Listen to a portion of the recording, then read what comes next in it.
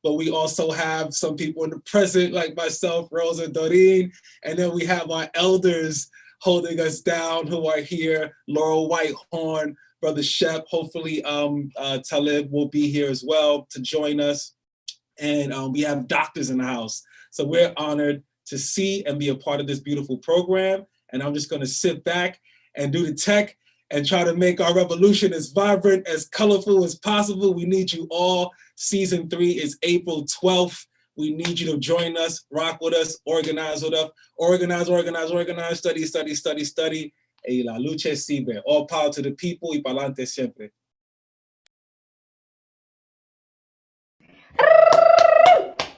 Muchas gracias, Spirit Child and Rosa, Rosa Baby Maroon Party. Rosaline, Miss Bettina, thank you so much as well for all the power you put into this party.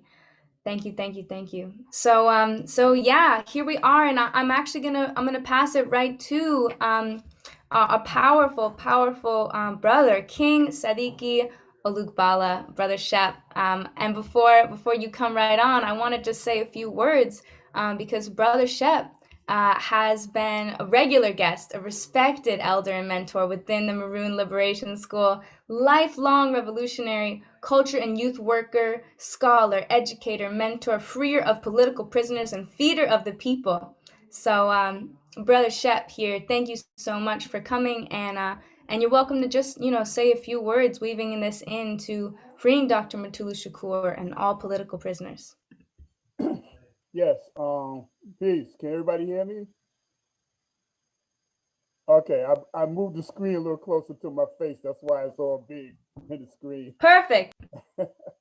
Okay. Yeah, my mic is connected to my camera. All power to people. Galante. Spirit, if you could, I sent you an email. You could throw that up when you get a chance. Again, I'm a veteran of the original Black Panther Party. I joined the Panther Party in the early 70s. And I first met Dr. Mutulu Shakur actually when I was in college, where I attended Hunter College. We had a film premiere of a film called Aluta Continua, which was about the struggle in Mozambique. And at that premiere, I was doing security with the Black Student Union in Hunter. And while we were in the auditorium, someone passed out. And I saw these guys get up, they had on, jackets, and then they whipped out these little small packets and brought out these needles and started doing acupuncture.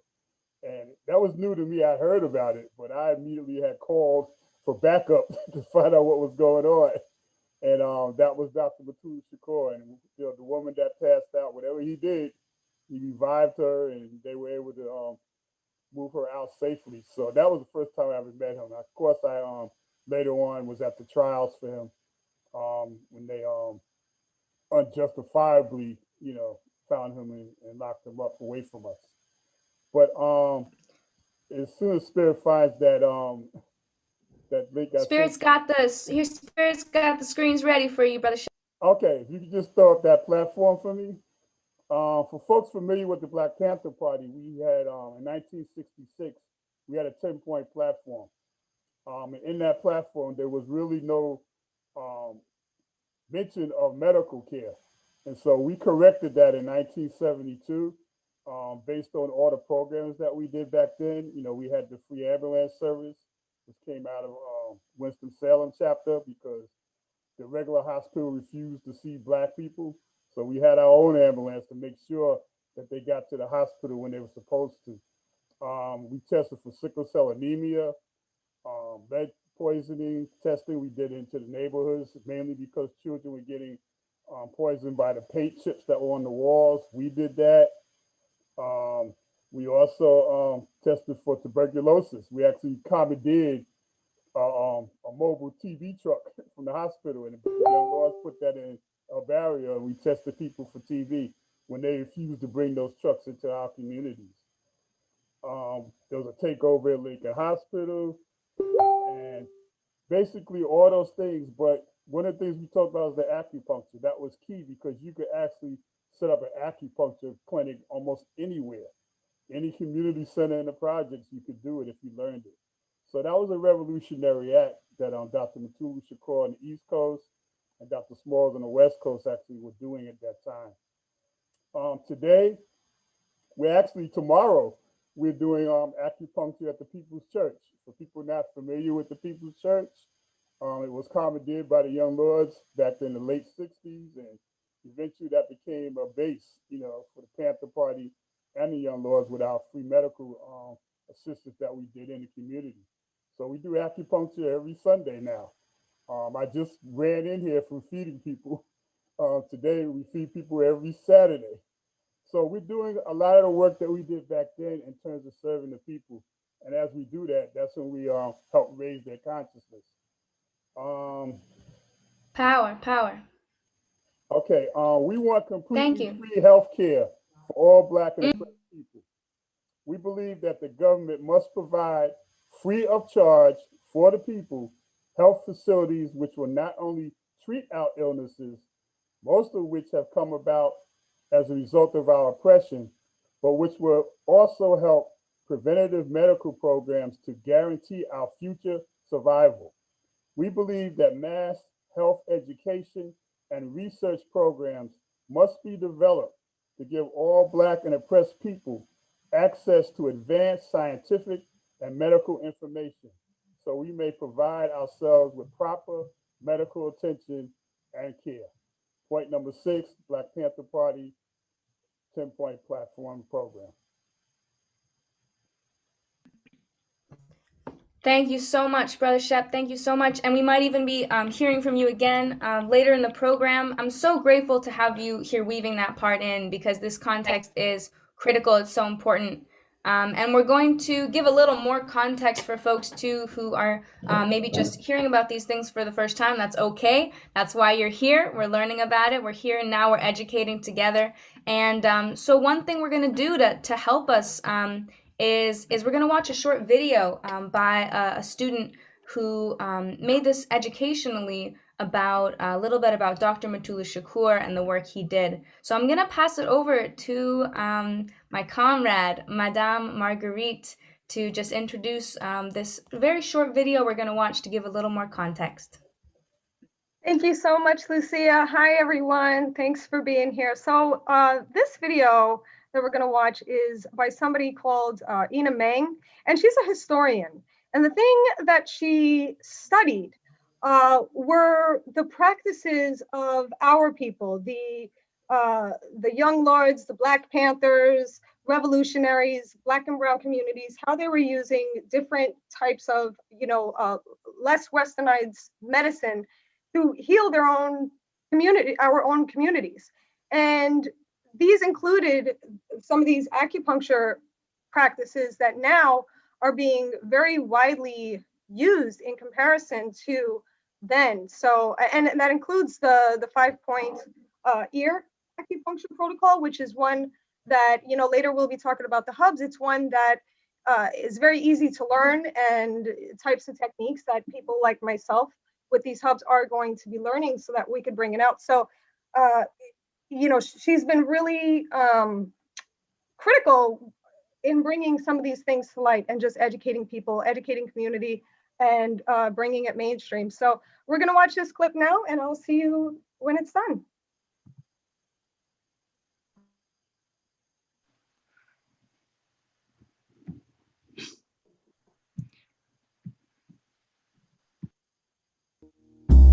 Our second story is on the East Coast with Dr. Mutulu Shakur. Dr. Shakur was a formal member of the Republic of New Africa, a Black nationalist organization, and he was an affiliate of the Panther Party. He is also the stepfather of rapper Tupac Shakur. So this is the Lincoln Detox poster from 1975. Let's break it down. Here it says the Lincoln Detox People's Program, which referred to the detox clinic at the Lincoln Hospital in the South Bronx. The 1970s South Bronx was battling with an intense heroin epidemic, and the Lincoln Hospital was a site of medical discrimination, with many patients dying due to negligence. The Panther Party and the Young Lords, another revolutionary group, decided to take over the hospital in November 1970 and reform it. Next, we have these skulls which represented the oppressive forces in the community, like Eli Lilly, a pharmaceutical company, the USA FBI, as well as the CIA. If you look at the bill of the hats from left to right, it says methadone kills, drugs kill, heroin kills. One of the main goals of the detox center was to educate its community on heroin and methadone addiction. They believed that their community was under a chemical warfare attack, and supposedly helpful interventions such as methadone maintenance were only binding them to another harmful substance. At the bottom, it says, "We will fight heroin and methadone addiction by any means necessary," and the main means by which they did so, and the most effective intervention they kept in their toolkit, was acupuncture. Dr. Shakur first heard about acupuncture through his friend and fellow activist Yuri Kochiyama in 1970, and he read about ear acupuncture for withdrawal symptoms in articles about a Bangkok doctor and a Hong Kong doctor named H.L. Wen. This is what Dr. Shakur has to say about the early days. From 71 to 72, approximately, before we even got needles, people would come up to the Bronx, dope fiends, hardened dope victims. We would massage their ears and massage their hands and their legs, and we would stand there with our fingers in their ears or in the different points, and we do deep breathing, and they'd fall right out to sleep and just relax, and then the next day they'd be back for that treatment. And we would detoxify people off of heroin and cocaine and methadone with acupressure, a lot of love, a lot of commitment to it. And it was some of the most rewarding times of our lives, you know. And it was just great. It was just great. It was spirited. And we then began to get the needles and learn needle insertions and how to deal with various symptoms. The Lincoln Detox team eventually went up to the Montreal Institute of Traditional Chinese Medicine, and Dr. Shakur received an acupuncture doctorate degree here in 1976. Here is a page from the newspaper of the White Lightning, a group of white revolutionaries in the South Bronx. Here we see a discussion of how acupuncture could eliminate the use of methadone. And a patient named Delphina speaks about how her acupuncture treatment was so good that she didn't need her methadone. Delphina was one of thousands of patients that visited the Lincoln Detox program. The team, however, not only treated people, but also trained anyone who was interested in learning acupuncture and incorporating it in their own toolkits. And the Lincoln Collective paired this training with political education and developed what they called a barefoot doctor cadre. Lincoln Detox became not only recognized by the community as a political formation, but its work in developing and saving men and women of the third world inside of the oppressed community, resuscitating these brothers and sisters and putting them into some form of healing process within the community. We became a threat to the city of New York, and consequently with the development of the Barefoot Doctor Acupuncture Cadre, we began to move around the country and educate various other communities, orientations around acupuncture, drug withdrawal, and the strategy of methadone, and teaching the brothers and sisters the fundamentals of acupuncture, the theory of acupuncture, how it was used in the revolutionary context in China and in Vietnam, and how we were able to use it in the South Bronx and our success. Lincoln Detox certainly faced its challenges. Dr. Richard Taft, shown here, a Western physician who used his credentials to support the center, was found dead in October 1974, and his death was declared a heroin overdose, though he had no record of using drugs. It is strongly believed that he was murdered to discredit the program. The program continued to face resistance, and on November 1978, the center was closed by a task force of 200 police officers, and the state claimed that the program was badly mismanaged, committing fraud, and using highly questionable treatment methods that included the radical indoctrination of patients. More than 70 supporters protested the closure of the clinic that day, believing that it was being framed. Dr. Shakur was forced to leave, but he went on to create the Harlem Institute of Acupuncture and the Black Acupuncture Advisory Association of North America in 1978. These organizations trained roughly 100 people in acupuncture, many of whom were also political activists. However, in 1982, Dr. Shakur went underground. He was federally indicted under the Racketeer-Influenced and Corrupt Organization laws, which alleged that the team acted as a criminal enterprise that robbed armored trucks for funding. One of the incidences was the 1981 Brinks robbery.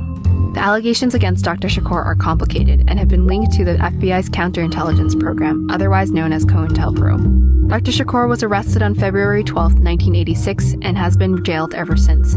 Though mandatory parole regulations meant he was supposed to be released in 2016, he has repeatedly been denied parole. In and he was recently diagnosed with cancer in 2019. A few of the original Lincoln team members relocated the program, but now the clinic focused solely on acupuncture treatment and training. In 1985, then Director Michael Smith formalized the National Auricular Detoxification Association, or also known as NADA. A particular 5-point area acupuncture protocol known as the NADA protocol was also formalized, and it is used for drug detoxification, general anxiety, pain, and stress relief. This treatment has expanded worldwide with estimates of over 25,000 practitioners. These photos are from Sue Cox, an acupuncturist who spent time at Lincoln in the early 90s and has worked to bring acupuncture to 128 of the 150 prisons in the United Kingdom. I will cover these stories in my next video and explore specifically what makes ear acupuncture so suitable for these practitioners and their toolkit. I began this video with a question mark, and it represents the unexpected connection between Black revolutionaries and acupuncture. Yet I hope this brief overview has shown how these stories make sense. In a fraught socio-political and medical context, it makes sense that people would seek alternative measures. This gives us a nuanced definition of integrative medicine. Integrative medicine is not just about the integration of different medical practices, but also about the integration of medical with social practices. For Dr. Small and Shakur, that social practice was serving the people body and soul. Their use of acupuncture had socio-political meanings to it. Acupuncture fit their local medical and social needs and was part of this DIY, metaphorical, and literal toolkit which they used to serve their community. But their local needs were not necessarily the same. Though I put these stories under the same title, they are in fact different. Oakland and South Bronx were different. Dr. Small and Dr. Shakur were different. Though both were associated with the Panther Party, Dr. Small never formally joined the party, and Dr. Shakur was instead a formal member of the Republic of New Africa. Their toolkits were different. Dr. Small was first a Western doctor who was inspired to use acupuncture. Dr. Shakur received support from Western doctors, but he himself practiced Chinese medicine, and its difference from biomedicine was politically important. He used acupuncture in a much more explicitly political way, and he combined it with political education. Both were, of course, influenced by the Barefoot Doctors movement, but the legacies of Mao on their lives are not so straightforward. These differences and nuances matter because they prevent us from painting entire groups of people as the same. But of course, there are fundamental connections. These stories ask us, who has the right to heal? What is medicine and for whom does it serve? And they tell us that healing comes in all forms and is meant to serve all patients. And so to the question that always gets asked, does acupuncture work?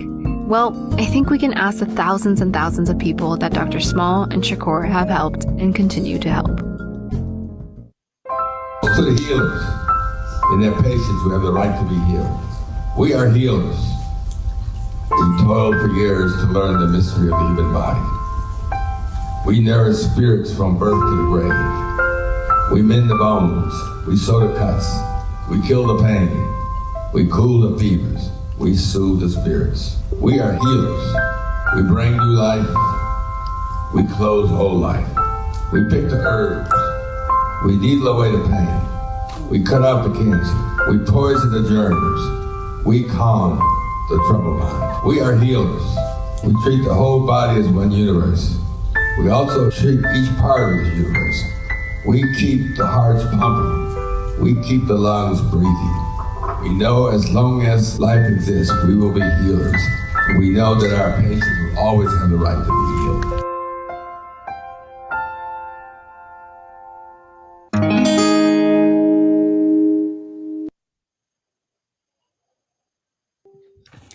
Blessings, blessings, blessings, blessings, blessings.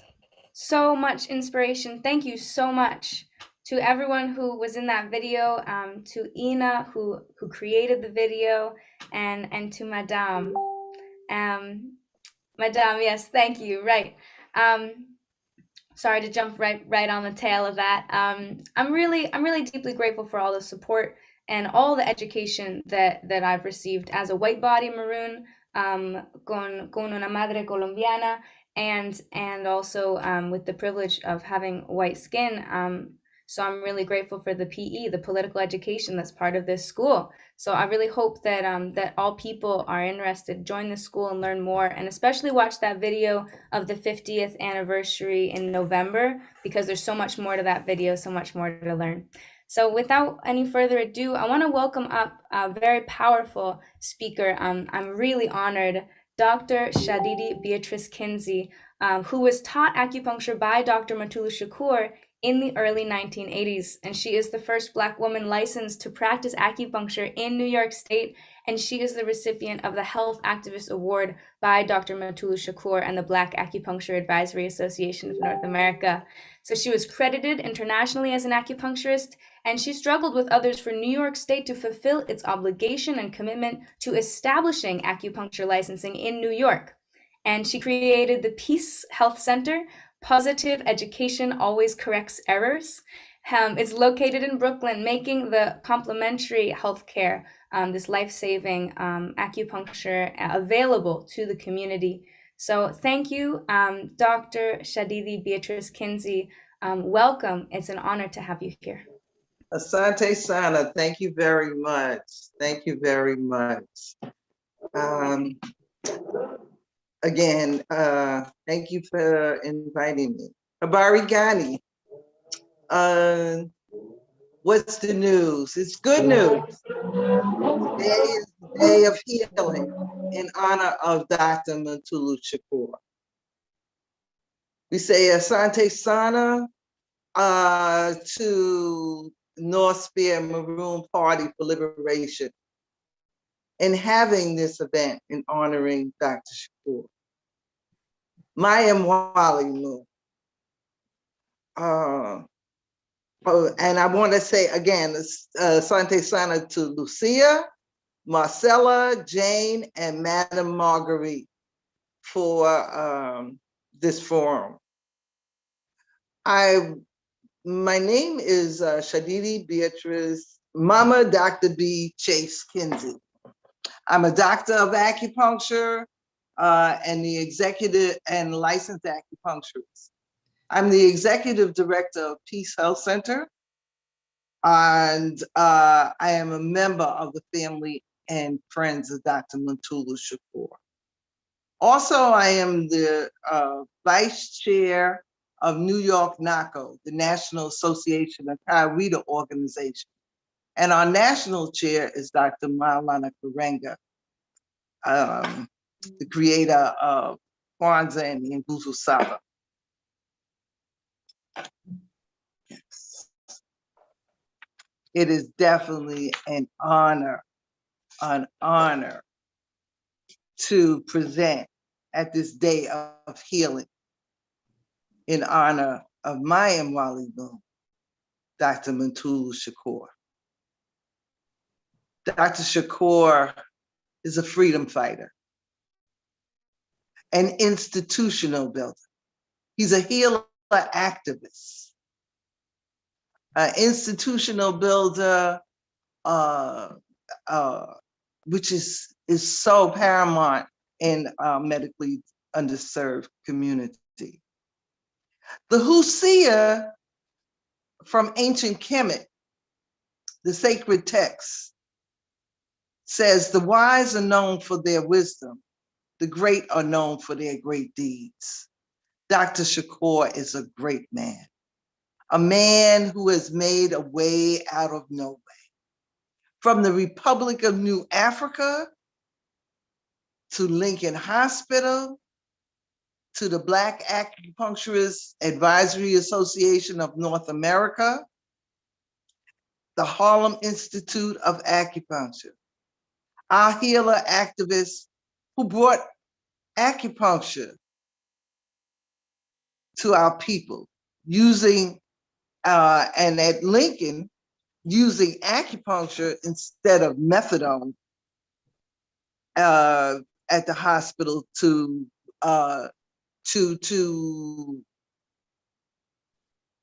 limit the withdrawal symptoms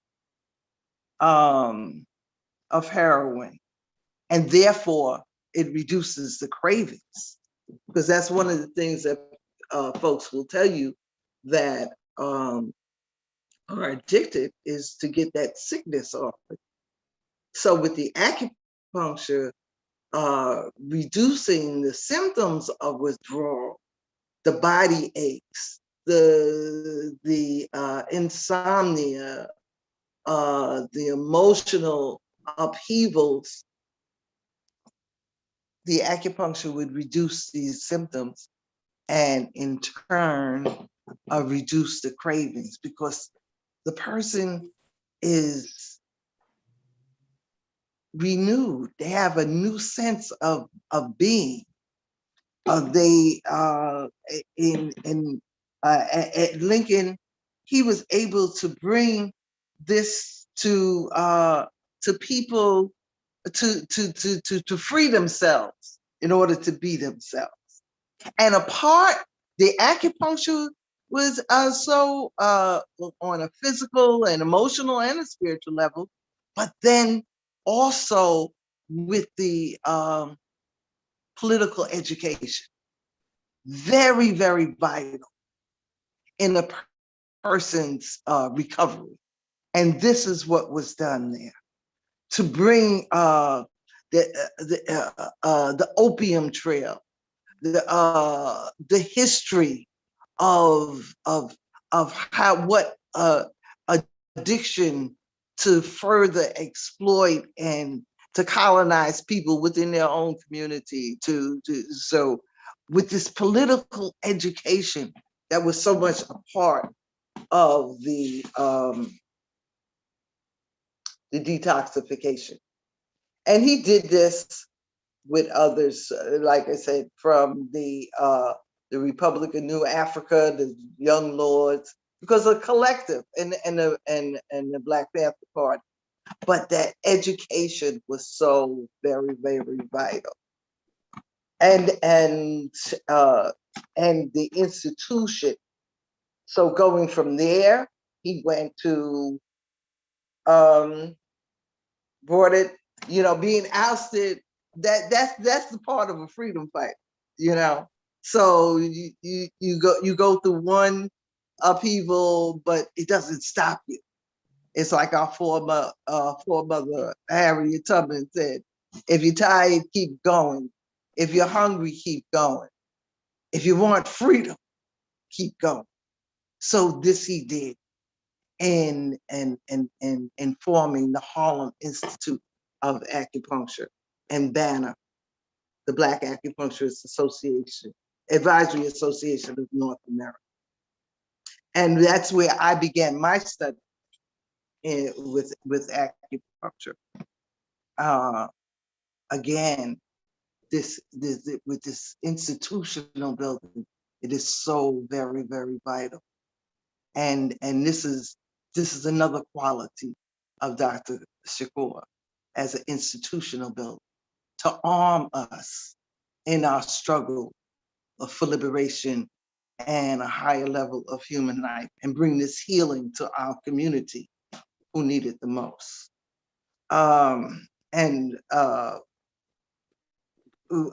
Because our communities are medically underserved, and to do it underneath that revolutionary concept of the barefoot doctor. We're not trying to take the place of the medical establishment, by no means. Our community need medical help, we need chiropractic, we need all of the above and then some, because we are medically underserved. The Congressional Black Caucus Research Foundation, and this was in 2003, their research of all the leading causes of death in the United States, African Americans led in 11 categories. And that was 2003. That was pre-COVID, the pandemic of COVID-19. So you can imagine. And then the response, we've had closings of hospitals in our community, being medically underserved. And so with institutional building, that is what it has been such a contribution of Mutulu. Thank you so much. Yeah.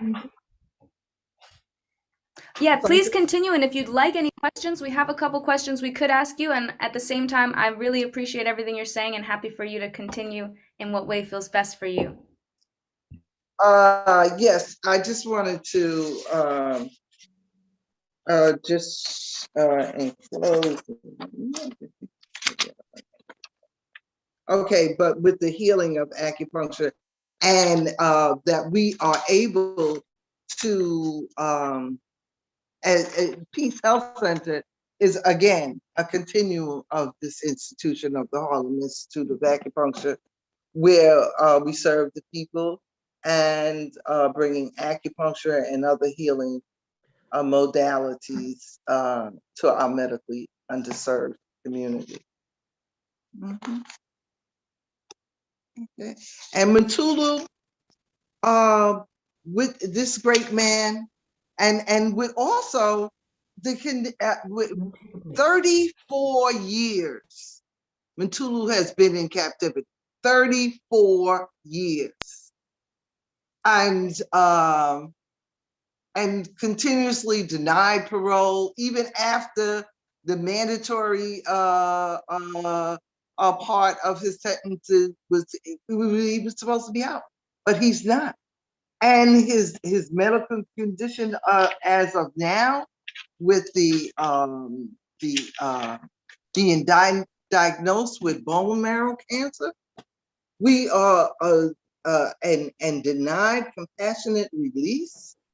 So that was first, the compassionate release was first submitted in August of 2019, and then it was denied December of 2019, and now it has been denied again in 2020. And so we're still pushing. It's so vital that Mutulu comes home to heal, and that he be released from captivity with this compassionate release. He suffered enough, and he's even contracted COVID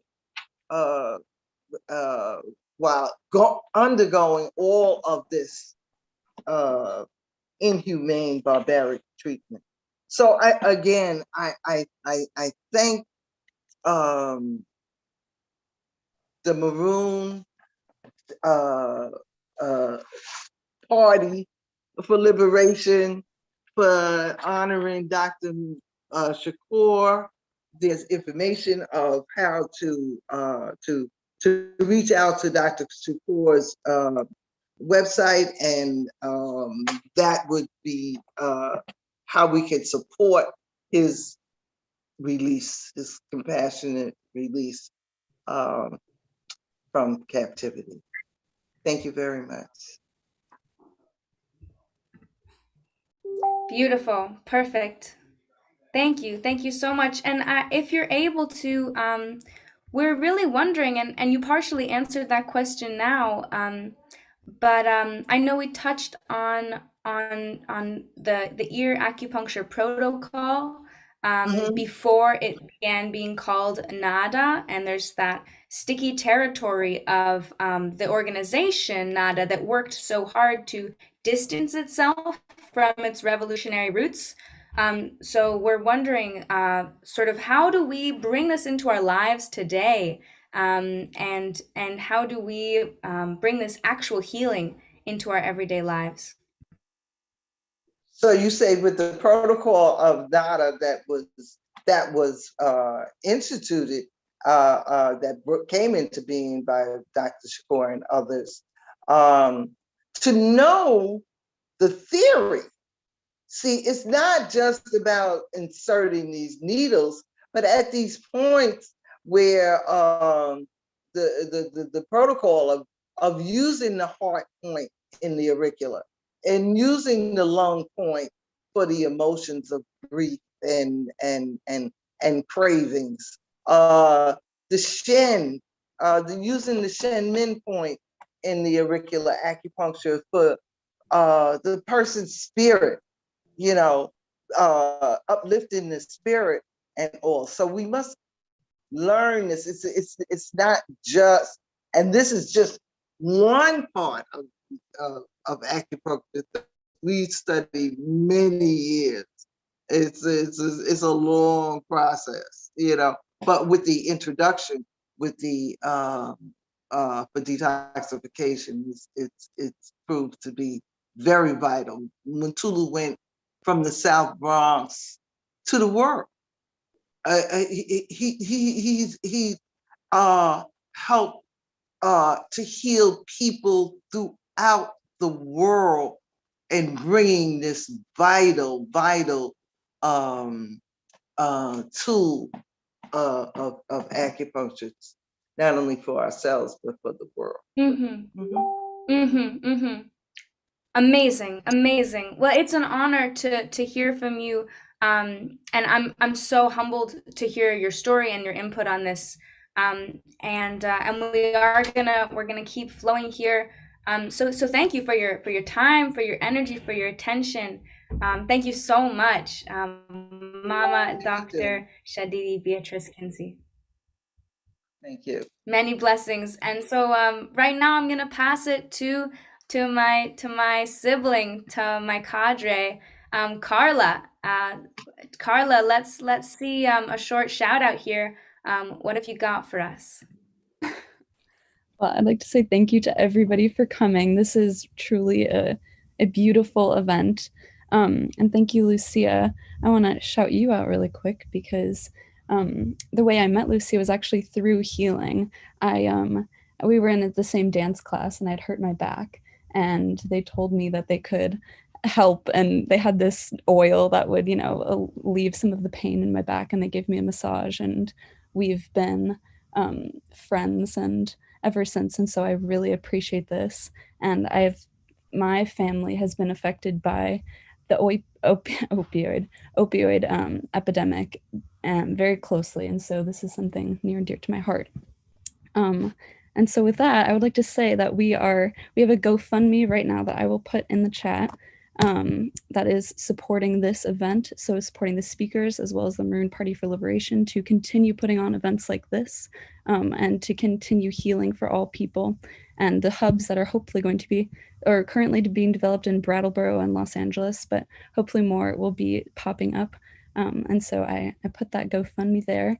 I'm, after this, going to be donating $25, and so I would welcome anybody to match my donation. I believe we are at $470 of the $500, but we are hoping $437, hoping to raise more and to continue to support this. And so thank you, and Lucy, I'll pass it back to you. Brilliant, brilliant, radiant star of divinity. Thank you so much. And I'm going to pass it right back to Brother Shep.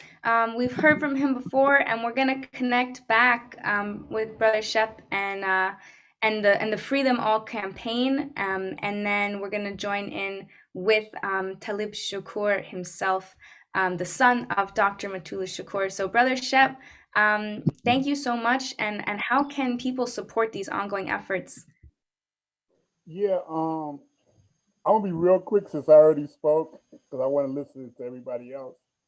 Just a couple of things I need to add to what I put in before, and that is we actually, through the help of the community, raise funds to buy a van, a work van, and that's going to be our mobile acupuncture van. So we're going to be able to go through the communities with a vehicle and serve the people in that manner. That's in addition to, again, the work we're doing at the People's Church, which has that long history. Just one, two other things that I've done. There's a book that I would recommend people to get. It's called Body and Soul. It's written by Alonza Nelson. She did a very awesome comprehensive report on all the medical programs that took place, by the Black Panther Party and Young Lords and so forth. So I would ask people to get that book and read that, especially if you're into medicine and medical health care. Important book to get for the history. And last thing is when you go to the hospital, you might see a sign on the wall that says Hospital Bill of Rights. That came from the Black Panther Party. They diluted it for what we originally had, but that's where it came from, just like they copied our breakfast programs and everything else that we were using to serve the community. So other than that, I just want to pass this on. Oh, there's the book right there. Very good. Um, Beautiful, beautiful. so I'm gonna pass on. Maybe Talib is there now. I was just bugging him on the phone. So Yeah, I'm there somewhere. all right. Can, I can you see. hear me? Yeah, ready. Welcome, welcome. Okay, I'm Can signing you, off so brother can talk. I'll be here. Go ahead, bro.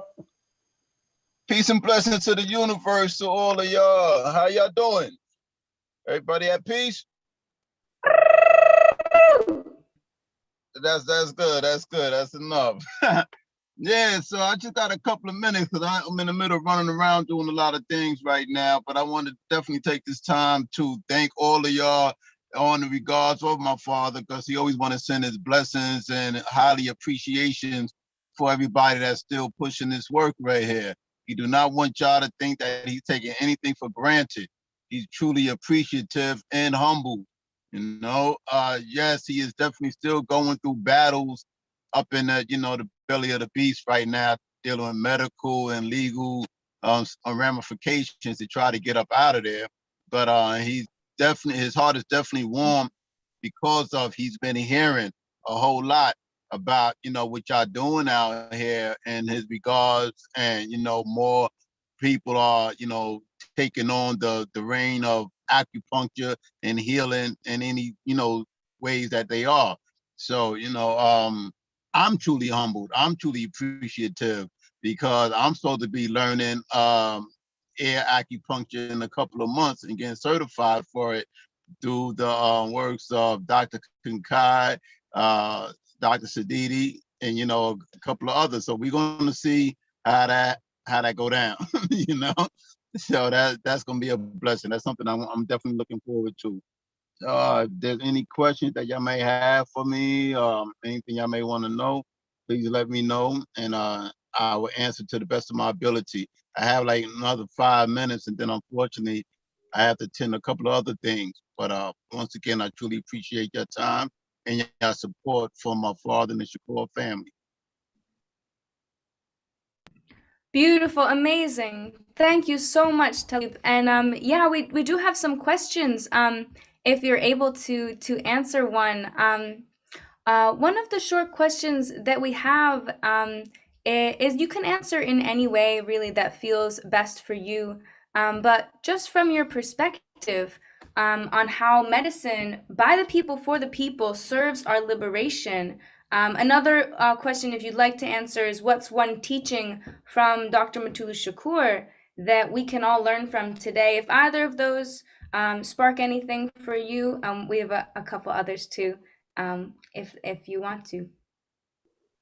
Well, if you referring to teaching as far as healing and medicine, or in the realm of mentorship, he heals in many ways. And what warms his heart is that he doesn't just only heal, he teaches other people to heal in different ways. So for example, this platform heals in the form of medicine, acupuncture. I mean, um, holistic way of healing.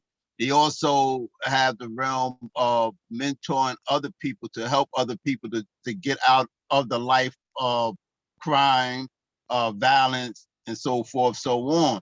I'm in contact with a lot of individuals that he had helped during his travels and, incarcerated in captivity, that whereas they out here in society really helping individuals not to be, in a negative mindset. So he transformed them while they was incarcerated. Now they out here doing the work because he have taught them the work, And I must speak about Dr. Sadidi. She it's funny. I came to her for treatment about my finger, because my finger was bent. I have pictures to show it. That this finger right here, those that can't see, this finger right here, I couldn't. It was bent like from here down, and now I can't. This is how it's fixed now, due to acupuncture. And this is no myth. This is true facts, right? So I went to the doctor about it, and they telling me, oh, how they have to do surgery and, you know, stuff like that. And it's going to cost, you know, thousands of dollars and stuff. So I wasn't really with that. You know, you're not cutting open my finger and, you know, and put a cast on it for no reason. So once I told my father about it, he was like, man, listen, go to our people. Our people will take care of you. So I went to Dr. Sadini and through a couple of treatments, she definitely, and again, I have pictures to prove it. She definitely did the work, and now my finger is straight, you know? That's a blessing right there. So I'm saying all that to say this. The acupuncture isn't just a myth. It really works. And I'm not just saying it just because of my father. I'm saying it because it actually worked on me. And then she went further. I was telling about my shoulder injury. She took care of that. 2 treatments, it was fixed. I haven't had a problem with neither one of them in like over 7-8 months, going on a year. So yeah, that's what I have to offer to, you know, this platform, you know, regarding my father. Did I answer both questions? No. Beautiful. Yeah, that was amazing. That was really powerful. Yeah. I'm super grateful. Anyone else wanna weigh in here? I think we're gonna keep on rolling for the sake of time, but this is such a blessing, really. And yeah, to hear your personal story for sure is so powerful. Yeah, not a problem at all. And I would like to salute to Brother Shep for always being there and, you know, walking me through a lot of travels and platforms to open my eyes and my awareness to a lot of things that's going on with our people that I was oblivious to. So, you know, Shep, I salute you for, you know, all the travels that we've been on, bus rides to certain events and, you know, introducing me to individuals that matters, that makes a difference and stuff. So thank you, Brother Shep. Thank you. Uncle Shep, Baba Shep. Salute, General. All right. And there's one last question in the chat. Any actions you'd like us to take for your father, just for people who feel inspired right now?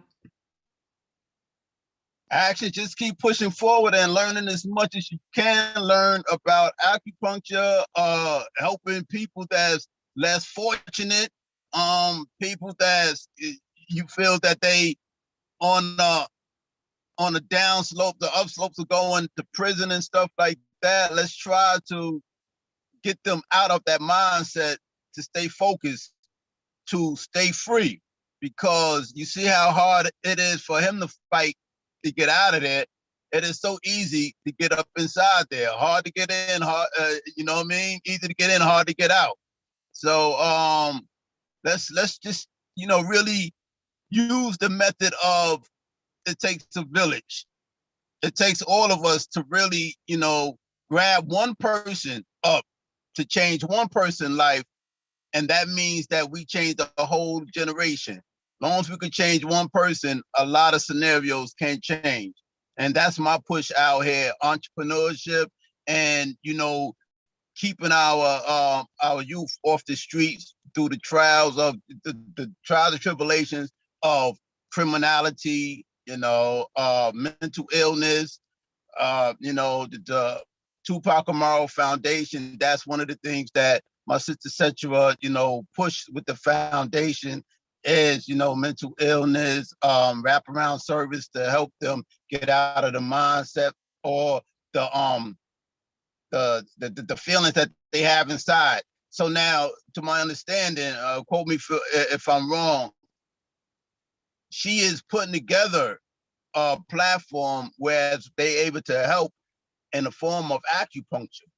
So I think that's a beautiful thing. The correlation of that and, you know, my father, you know, there's a lot going on in the realms of really helping individuals. So yeah. Amazing, amazing, amazing. Thank you so much, Talib. This is such an incredible honor to be hearing all of this intense wisdom from you. I see in the chat, stay focused to stay free. It takes a village. When we can change one person, we can change the community. Talib Shakur. So thank you so much. And your bio is in the chat here. I encourage everyone to please read it in this live chat here.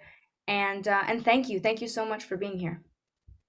You're welcome. I thank y'all. Y'all keep pushing forward, and in my father's name, he truly appreciate everything that y'all doing and everything that y'all will do.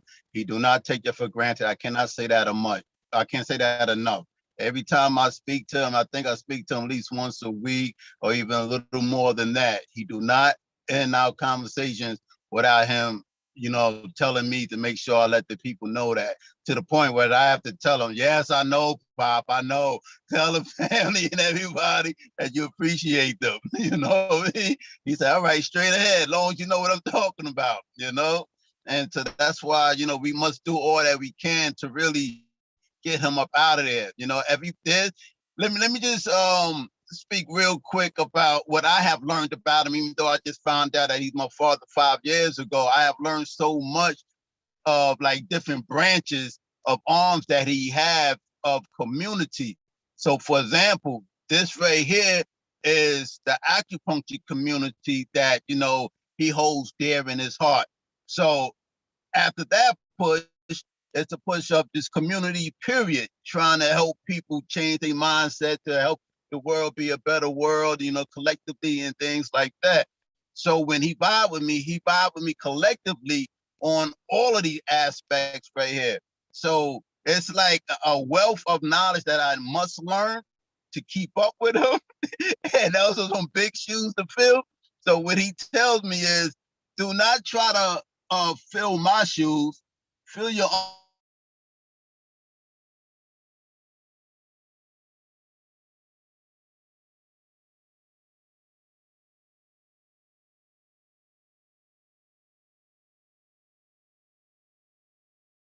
Entrepreneurship and, you know, running our own detailing company so we can hire our at-risk youth. So the at-risk youth will have a way of getting finances in their pocket opposed to doing negative to do it.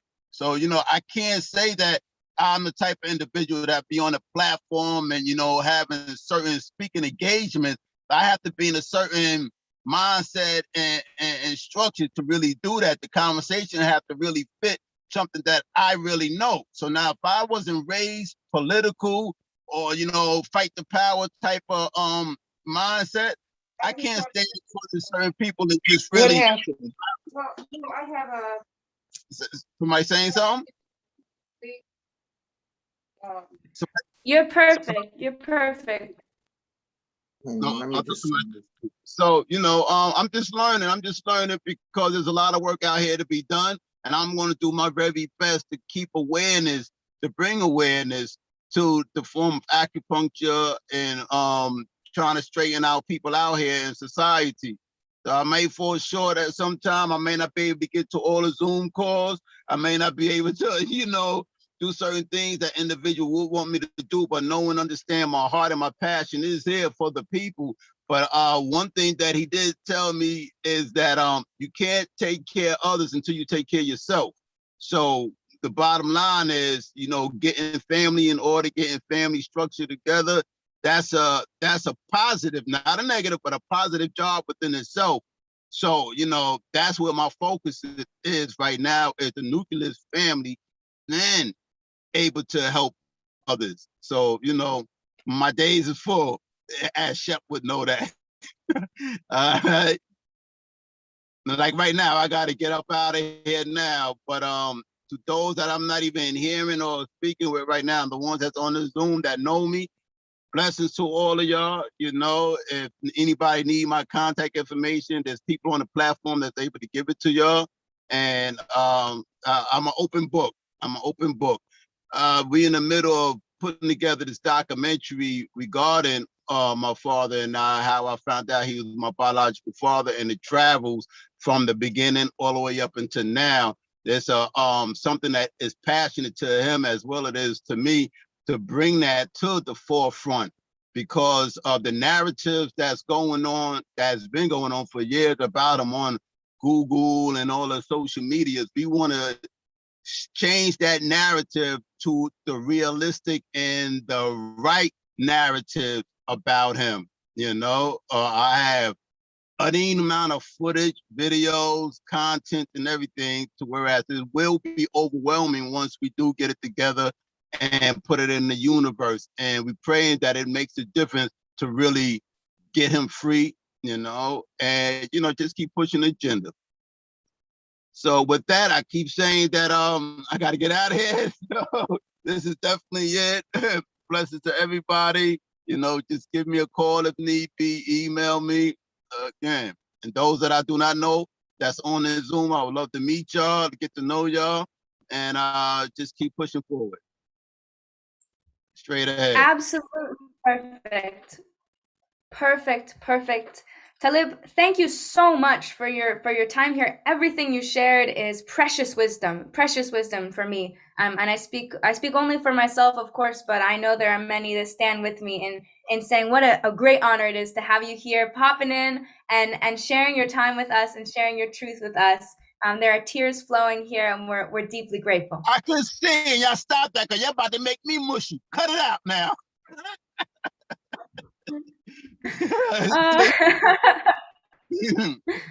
Blessings. Beautiful. All right. Beautiful. Thank you so much. You're welcome. Take care. Yes. Straight ahead. Straight ahead. Straight ahead. We learn such deep wisdom, and this is a beautiful opportunity to feel that mushiness in our hearts, everybody, and know that those emotions are real, and those emotions are what make us human, what make us strong. So we're gonna take a moment here to actually honor those emotions and just be inside of our bodies. I'm gonna welcome my sibling, my cadre, Jane, to lead us in a little grounding meditation. Yeah, Talib, yeah. Before that, I'm sorry, real quick. I forgot to shout out Spirit Child. Spirit Child been an inspiration as well. I don't see him on here, but he know where my heart is with him and his family and stuff like that. He's one of the first brothers that I have met when I found out who my biological father was. So, you know, the very first event that I've been to regarding my father was at his house. So now when he invited me in his house and him and his family showed me nothing but warmness and, you know, open arms and stuff. And he pulled me to the side and he gave me a lot of history and knowledge about certain things. You know, definitely, yeah, me and him don't speak on the regular. We may not see each other on the regular, but whenever we do see each other, it's nothing but love, you know? And that's the same thing with Brother Shep as well. You know, nothing but love when we see each other. So I always like to give thanks and respect to those that, you know, really are helping me travel these travels, because it isn't an easy travel, but it's a humbling and thankful travel, because again, I'm 51 years old and I'm just finding out who my biological father is now. It's not like he's the average Joe in the world. You know what I'm saying? He is not. And I didn't know that, you know, it's like you opening up a positive Pandora box, you know? It's not nothing negative, it's a positive Pandora box. So, you know, the people that help me and that will help me through this travel, I'm humbly appreciative to them. I don't care if it's a phone call, I don't care if it's face to face, I don't care if it's, yo, guess when your father taught me back in 1914, I don't know. And then he gave me the history of it. I write it down and I use a lot of things for the documentary because I don't want to be phony. I like when the documentary come out, people that watch it, they able to say that, oh yeah, I remember telling him that. Or, you know, I remember that situation. I can't tell you that I was around that era then. I'd be lying. I'd be a phony. So the whole, you know, scenario about the documentary, everything being real, authentic. Y'all will find out about my father before he became Mutulu Shakur. You know, when he was Jarrell Williams, the family structure around that time, raising him from 7 years old all the way up until, you know, he catapulted to this great icon. Yeah, I call him that because he is the great icon, you know? So those family members are sharing knowledge and wisdom to me about my father when he was 12 years old, all the way up until now, you know? And come to find out, these are the same family members that I grew up around. My family is the family, and they never told me that he was my biological father. So through my travels of searching who my father really is, that's when I found out that, wow, my nuclear family, a lot of them knew who my biological father was. But due to COINTELPRO and other scenarios back then, a lot of things was kept from me. So I was stripped away from who my biological father is, but I was being told that somebody else was my biological father, a man that I never seen before, a man that I never even heard his voice before. So when y'all see this documentary, it's gonna be emotional, it's gonna be frustrating, it's gonna be happy, it's gonna be funny, because I have met some individuals that really taught me the humor of my father. You know, a lot of people see him more, you know, stern, which he is, a strong man and things, but then he have a funny side to him. He have a party aspect to him. He like to get fly, he like to dress and everything. Bing, yes, that painting right there. I just received that painting. Thank you, Carlito, for this painting right here that they showing up on the screen right now. He gave me the actual painting, and I will be hanging it up in a secluded location. It will be up there. But yeah, thank you. But yeah, so with that being said again, Spirit Child, I salute you, General. Appreciate you. And thank you, brother. Love you, fam. Okay, you there. All right. I'm on my little phone right now because I'm traveling, so I don't see everybody that's here, you know. I'm here. I'm holding down the tech for you all beautiful people, but I'm here. I've been hearing everything. I'm right here behind the scenes. Okay, salute to you, General, and everybody else. But if I get back on this line again, y'all hang up on me, all right? Because I gotta start making some moves right now. Okay? So once again, Oh my goodness. for the last time. You're good. Yes, blessings. Y'all take care. Feel free to share my phone number. And one quick thing, if I don't pick up when you call, please leave a voicemail or a text, and I'll definitely get back with you. All right? Salute. Copy. Over and out. Over for now, and yeah. Take care. Will do. We will, and we're gonna. This is being shared live on YouTube right now. So that'll be dropped in the chat, and please share the live YouTube link. Anybody can watch this right now live, and people can also watch this video afterwards. So this is really something that can continue rippling on into the future. Thank you so much, Talib. It's really it's like nothing else to have you here. Yeah, thank you. Listen. Shout out to the Shakur family as well. Mopreem Shakur, Central Shakur, Aize, all the brothers and sisters, and those that support the Shakur family. We are humbled and we truly appreciate all of you. Keep pushing forward. I'm pressing the leave button right now, not being disrespectful, but I'm just letting you know I gotta leave. All right? Take care.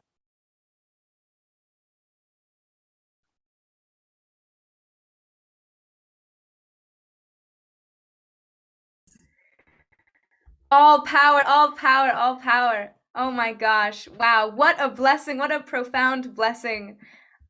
So without further ado, we'll move right into a beautiful, simple, profound grounding meditation. We've heard a lot about how the ear has so many beautiful points, and my sibling Jane, if you're ready, we're ready for you to bring us into a grounding presence and to massage these beautiful points that reflect the whole body. So I'm taking my earrings off.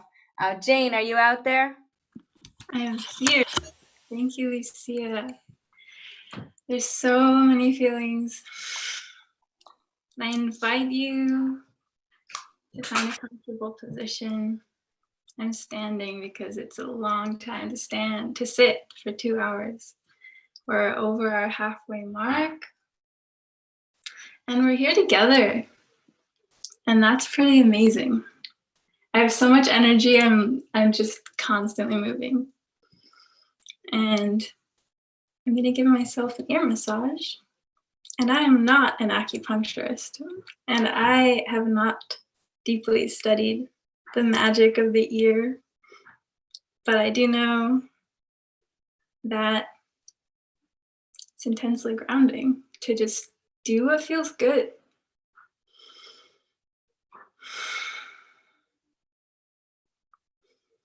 And notice the way that you're breathing. You don't have to change anything about the way that you're breathing, but just bring your awareness to your breath. My favorite part of the ear is right at the top where there's a little hood. You can pull down on your earlobes. You can get right in the middle in all of those creases as if you're scrubbing free all of the dead skin, but you're really waking up and stimulating all points of your body, because all of the ear corresponds to all of the body on the inside and the outside. And it's so simple. And just notice the energy moving through your body. And we're gonna go into a musical interlude and a dance break or a water break. If you realize you haven't been drinking enough liquid, that's gonna be really important for the rest of the call. It's gonna keep your brain moving. And dancing is gonna keep your brain moving, or moving to the groove in whatever way you need to do. And this creation was made by the Maroon School South Sphere. To those who don't know, the Maroon Liberation School is made up of the 4 directional spheres, and this call is hosted by the North Sphere, which is centered around the body and wellness, the East on education, the South on art and music, and the West on culture. And we all interweave it together like a big magical blanket made of the best sheep wool that you've ever touched. And it's this amazing blanket, and it's a school. So thank you so much to Brad and anyone else from the South Sphere who created this incredible piece of artwork.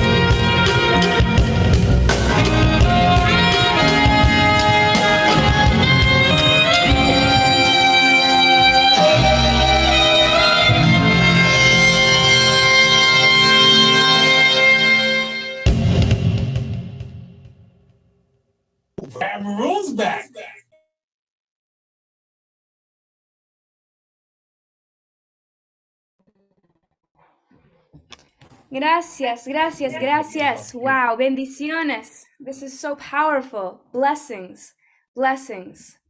So that was a beautiful break. I had some stretching and dancing that I did, and I want to just briefly shout out season 3. You've seen it dropped in the chat a lot, but I've been in season 2 of the Maroon Liberation School, and this is literally education about these systems of oppression, and also about how we can move this through our own lives, through our own psyches, and actually continue to create the reality that we see, while constantly doing the hygiene of political education, the hygiene of learning about what's really happening, and also how we can take actions, small and large, to uplift ourselves and love ourselves, and really cultivate this new world that we're in right now.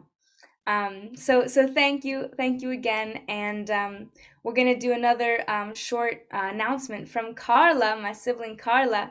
Let's hear it, and then we're gonna hear from Laura Whitehorn. I'm so excited. So Carla, take it away for just a moment. Let's hear from you again. Oh, well, I didn't know that I was going to get a second chance to say anything. I'll keep it brief. I'm so grateful to be here, and I've got my notes out. I encourage anybody who isn't already taking notes to get out your pens. I just dropped the link to the GoFundMe in the chat. We have surpassed the goal of $500. I believe we're at 550 something right now, but let's keep it up. I'm sorry, my cat is get him on my computer. But yes, let's keep it going to support this event and to support all of the wonderful speakers that we've had and the hubs that are being set up now. And so, yes, please donate to the GoFundMe. Again, I'm donating $25 after this. I encourage you to match my donation and donate more if you already have. I know the stimulus checks are coming in, and so if you feel inclined and you have the capability to donate an extra $10, anything helps. And we really appreciate everything that everybody here is doing and for joining us today. So thank you. And Laura Whitehorn, welcome. Woo! Thank you so much, Carla. This is really above and beyond the wildest dreams. And Laura, we're so grateful to see you here. So we're going to hear a little bit about you, just so people know a little more about who you are. And I'm going to pass it to Rosa, my mentor, my cadre, Rosa, to introduce you, Laura Whitehorn. Thank you, Lucia. And thank you, everyone, for being here. I begged for this role to introduce Laura. Laura Whitehorn has been an influence in our school and in the Maroon Party since the inception. And I just really wanted the opportunity to talk about her and brag about her a little bit. So if you are not a Laura Whitehorn follower, please do jump on the bandwagon. There is never enough that I could possibly say in a short intro. She is the co-founder of RAP, which you, I believe, can see on your screen here, Release Aging People in Prison. And she is always in the streets. So I get to meet her online, but also more importantly, out in the streets, and being a political prisoner herself, has just the sharpest critical analysis, is completely unapologetic about what we need to do with our prison system. So I'm very excited for you to hear from her. She is also a writer, so you can look her up, get some of her writings, just incredible work. And yeah, she fights for all of our elders to come home as soon as they possibly can. She is one of the most communicative on email. So many of us are doing many things all the time, and Laura is just always inviting us to the next thing. We can't always get to the next thing, Laura, but keep inviting us. We go to as much as we can, and we are so blessed to have you here to join with us today. So without further ado, you. Thank you, Laura. Well, thank you, Rosa. I was thinking when I saw you, every time I see you, I remember when we did the Attica demonstration last year. We were fighting for the governor to let people out in the light of COVID, and talking about the connections between the Attica rebellion and the movement today. And there was Rosa. I was so glad to see you. So I am really honored to be invited to one of your events. I think that because this is called the Maroon Party for Liberation, and because you are, one of your mentors and leaders is Russell Maroon Schultz, you know, you do understand the importance of the struggle to free political prisoners.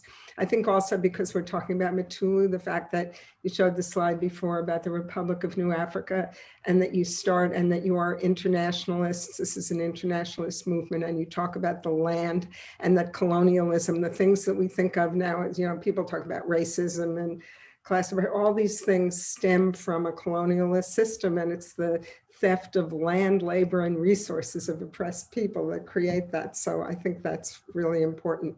I just want to add a few things to what's been said. I just loved working with and hearing from Shep and Talib and all of you, because one of the things about Mutulu that everyone knows, if you know him, is that he was a worker, and that organizers are workers, and that it's hard work, and sometimes it's really frustrating, but it is the only work that will produce a people's movement for revolution. So, you know, I know I would see Shep at you know, events about political prisoners and this and that, and everyone else is going home, and Shep is taking food down to the corner of 125th and 8th to give food to the community. So, and that's something that Mutulu did all the time too. I want to talk about a different part of Mutulu's work for a minute, because I think it does kind of give the background of the whole question of political prisoners and the prison system, which is he, with Afeni Shakur,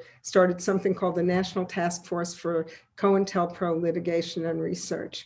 And really important, and look it up, because that was before people really understood what the counterintelligence program was and how it wasn't just about the Panthers, it was about the entire fabric of Black society, to destroy the society by the government so that there couldn't be another uprising, but to start with the organizations. And what he taught me and the other white people that I was working with was how to use our privilege and our whiteness in solidarity. So he pointed out that COINTELPRO had attacked Black people, had killed Fred Hampton and many others, Mark Clark, but also names that you don't know because it was done as counterintelligence. It wasn't done quite as openly. But they also, the FBI also like broke into houses of me and other radicals and white radicals, and threatened to kidnap babies of the sister of someone who was in the Weather Underground. And he created with us a suit against the government, because he said, you know, we're talking about trying to sue the government. We need a lot of powerful lawyers and stuff to support us.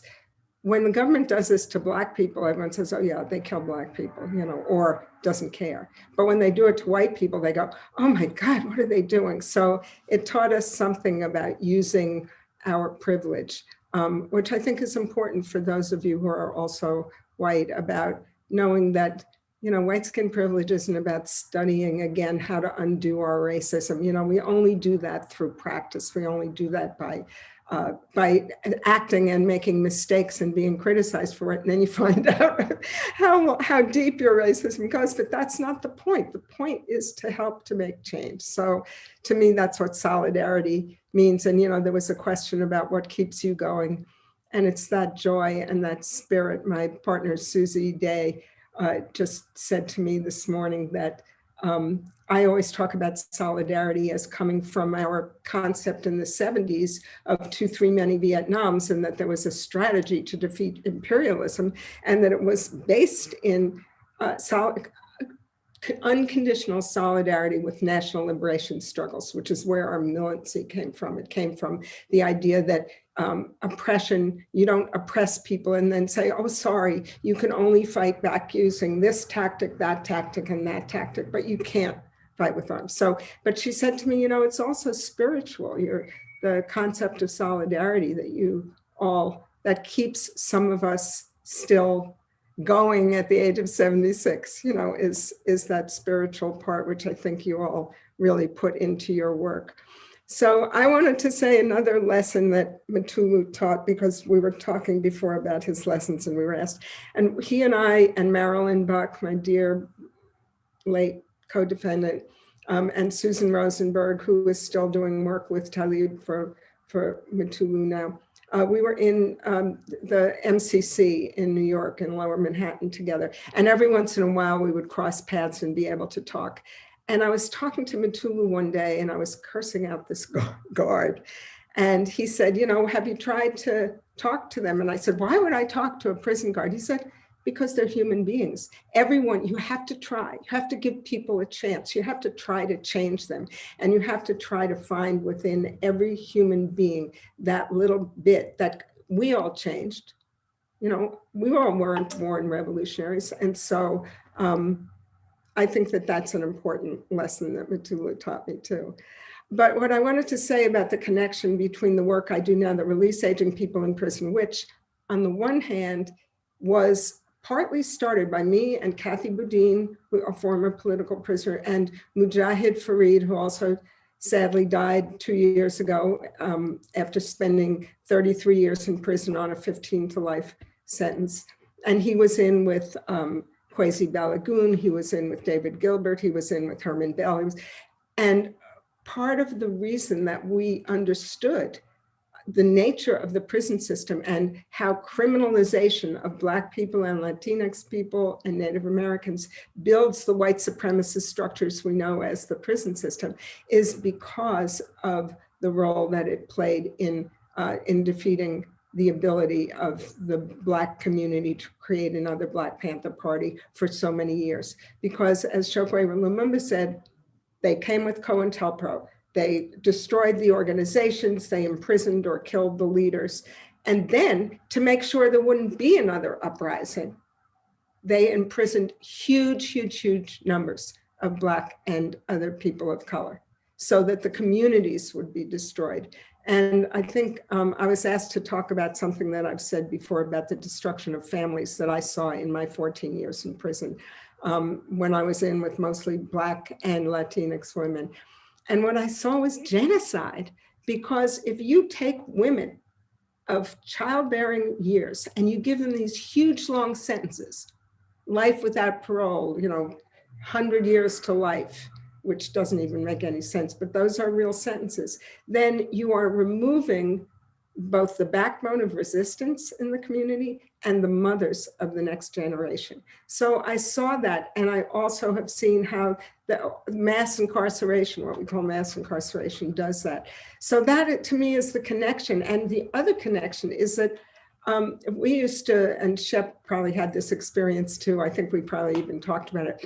When I first got out of prison in like 1999, we were trying to do work around political prisoners. We kept trying, and we kept saying, why doesn't anyone know about political prisoners? Why doesn't anyone recognize it?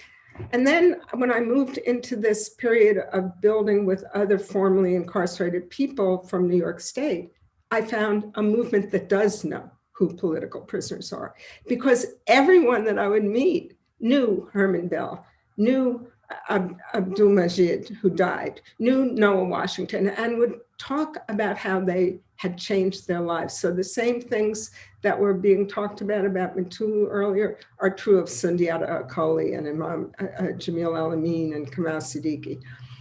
So that's one other thing. And just, I guess, I think I'm done with my time. So I just want to say one thing about the whole concept of acupuncture that's been talked about. And I'm so glad that Shep taught that lesson about the 10-point program and then adding the stuff about healthcare. Because remember, Shep, when we were doing the Safia book, Wanda, Safia Bukhari's daughter, wrote the preface. And she said she hadn't understood what her mother was doing all those years until she understood that the Black Panthers were the ones who said sickle cell anemia, which none of the medical establishment was dealing with, and where the Panthers were dealing with healthcare that the state wouldn't do. And that's a couple of things. You know, one is it's saying we are our own liberators, to quote the title of a book by Jalil Mundakim. But it also is about people now, a lot of young people are coming to the concept of abolition, that you can't fix the prison system, you can't fix the police, we have to abolish them. So what will replace that? And in my day, when we were back in the 60s and 70s, we used to say to people, first, let's make the revolution and then we'll talk about what replaces it. But your generation now understands that you have to do both at once. And the Panthers, the Young Lords, the acupuncture programs are exactly what will replace not just Western medicine, but police and prisons, because they're providing the health of the community that will enable communities to take control themselves of how violence, how damage, how vulnerability is dealt with. So I guess and I just want to say one last thing since you showed the rap thing. So my dear leader of rap now is a man named Jose Saldana, whom I met because he had done 38 years and Fareed and I were communicating with him before he got out. His wife was a member of RAP. And then when Jose got out, he came and he, as he said, he reported for duty, and he's been 24/7 RAP since then. A few months after we started working together, we started talking. He knew every political prisoner because he did time in the feds too.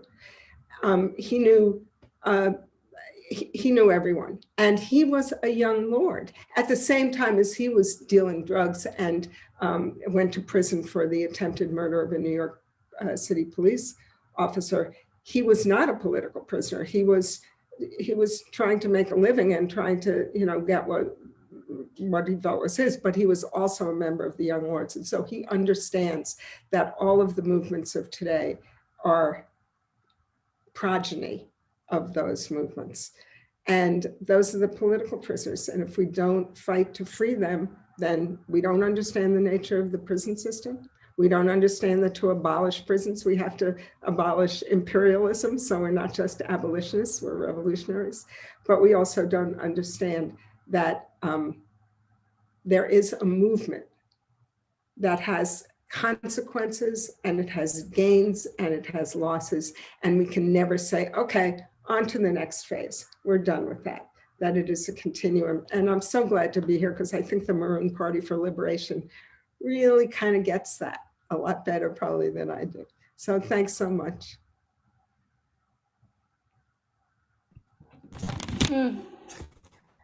Laura Whitehorn, it is an immense honor to hear you speaking, and Rosa, I want to also make a moment if you want to say anything. I'm just touched by her humility. Thank you, Laura Whitehorn, and thank you even and always donating. The donations help us to do the next move, the next awareness. Obviously, we call ourselves a school because we are so dedicated to political education and to creating spaces where this kind of analysis, this kind of energy, this kind of action can all come together in one place so that it can spread. There is no way that we can possibly free as many people as we want to free, work with youth, work with musicians. We can't do these things by ourselves. So everyone that is here, we thank you so, so much for being here and for contributing your time, your effort, your mind, your soul, your bodies to the work. So free them all. Thank you so much, Laura Whitehorn.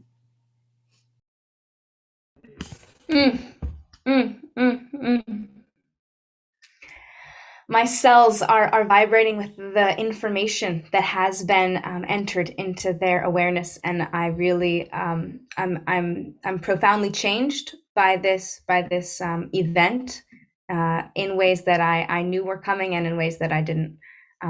So as we're rounding up here, I know it's 4:48 on the West Coast. Thank you all for being with us. We're going to do a little closing just to have some closure for our hearts, for our minds, for our souls, for our bodies, and talk a little bit about really presencing this current crisis of addiction in many of our own hometowns and cities. So I know for myself, growing up in Brattleboro, Vermont, that was really very real, is very real, the opioid addiction crisis there. And so this is deeply important to my heart, and I know that many others resonate similarly. This ear acupressure and acupuncture is really possible, doable, free. You can be trained in the acupressure like very easily. And there's folks who can do that. Maybe we can drop Acupuncture for Humanity and also Laura Cooley. And so I'm inviting you now. We're going to talk about some of the hubs, local community get-togethers that we've been organizing. And if you're interested in doing one of your own, or if any of this is interesting, please drop your email or fill out the form to be part of our season 3. Because if you're inspired and you want to create, season 3 is the place to do it with support from a community of like-minded folks. So we're going to have Marcella talk about this Brattleboro Healing Hub. And then Marcella, you can pass it on to Madame to tell us about the Los Angeles Healing Hub briefly, and then pass it on to Rosa to take a minute and talk about what's happening in New York City. So deeply grateful, and passing it on now to my sister Marcella. Thanks, Lucia. I just, wow. So after the call that happened in November, we took some of what we learned and began making connections and relationships, and found that Laura Thomas of Acupuncture for Humanity in Brattleboro was trained in this kind of technique that really works well for addiction and opioids. So we are planning an event next Saturday that's going to include treatments at Acupuncture for Humanity for those that can attend. And then we are planning to feature the full length of Iana's documentary, so that influencers and decision makers in our community that are already committed to helping to serve people that are working with and struggling with addiction can really come together to build together and have a deeper conversation of how we really strengthen ourselves, so that before we go and offer and make ourselves available for really serving the people, that we're actually really doing it from a strong place and an organized place. And we've taken the time to reach out to all of those that are long-term invested. And this is just a part of what we've been learning from the Maroon Liberation School and how to do this work in praxis. So that's really it about the Brattleboro Hub. It looks like we're going to maybe feature the Dope is Death movie in another month, but we're really grateful for all of this incredible education and how it's helping us awaken our own revolutionary fires. And I want to pass it to Madame. Thank you so much. So I am Madame Marguerite, and I heal through sexuality, and I'm a professional dominatrix, and one of the places that I manage is the world's largest BDSM studio called Sanctuary Studios. It's also referred to as a dungeon. And in our community, there is, there is a great need and use and demand for this type of healing. Okay, so acupuncture, acupressure, these are things that,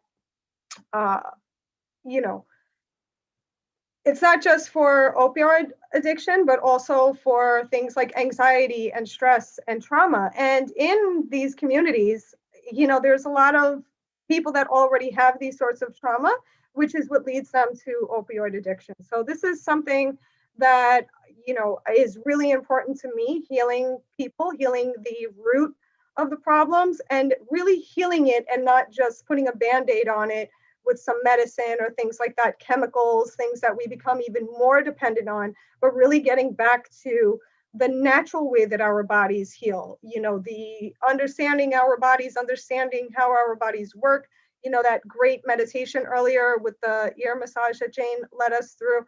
These are all really valuable practices that are often stripped away from us and stripped away from our community. So in Los Angeles, next week on the 28th, I'm actually hosting a hub event where I'm going to be introducing Dr. Mutulu Shakur's practices into my community, to people in this community over here, so that they can go on and educate others. And the people that I'm inviting are leaders in the community. They are educators. There are people that are already interested in different types of healing. There are people that are already working with addiction and trauma. And this is just one more way that we are going to take this movement and take this revolution and continue it and put it out into our community. So if you or somebody you know are in Los Angeles, me and my people, we are committed to learning all these practices. I've already got things like mustard seeds and peppercorns to sort of, do the pressure, because I can't use needles yet, but just to use the acupressure concepts. And these are things that, we are committed to continuing to teach others so that this practice does continue. So I invite you to get in touch if you're in Los Angeles. If not, when I am successful with this hub, I will report back to everybody. And if people want advice after that on how to do it, we can be a supporting group, but this is how we do it. So thank you very much. I'm going to pass the mic to Rosa. Thank you, Madame. I always come in with an echo because I'm in the studio. Thank you so much for all of these beautiful movements. The one big way, if you're like, wow, this is way too much information, I have no idea, I feel inspired, I'm already doing something. I see some healers that have come, some Staten Island healers, hi Mary, that already work in a lot of holistic ways. So you might have something cooking that you'd want to share with us. So we invite you to join us on our first day back at school. You don't have to have gone to any of the classes or workshops or Black August Legacy Months to join us. We obviously are a coalition that is rainbow colored and rainbow powered, and we have very specific portions that we work. If you're a white body portion, if you're white body like me, then we work together and talk about that and how can we utilize that privilege and not get stuck in just analyzing it, as Laura has spoken of. So the hub that I am excited to present is a prayer circle. Similar to other folks on this call, I've found that the power of prayer is beyond healing. So I will be facilitating that with other healers and soulful folks. So inviting you to join me. The first day that I'd love you to have in your head is April 12th. We'll be talking about the prayer circle. So April 12th is the day that we will be having a meeting. If you're not into meetings about prayer, I get you, that's weird, but we still invite you. So give us your email and we'll invite you to both the meeting. You can ignore that and then come to the actual prayer circle. So it will be non-denominational. It will be extremely powerful. And thank you for being here, your prayers today. So this is how you can sign up. This is what it will look like. So you're not scared when you get it. This is our Maroon School Season 3 orientation form. Signing this does not mean you're joining the school. There is a new section if you're interested in the hubs, and that was just too much information. There's a whole section about that. So if you'd like to hear more about the prayer circle, you can email me, or you can fill out this form that I'll put in the chat once again. So thank you again for being here and for the energy that is here in this location. May it multiply and may we free them all through healing. Wow. Oh yes, and now to This Spirit. Yeah. Amazing. And we got Spirit Child on the tech. Thank you so much, Spirit Child, for all the tech that you've been doing. This is like really could not happen without you. So deeply grateful.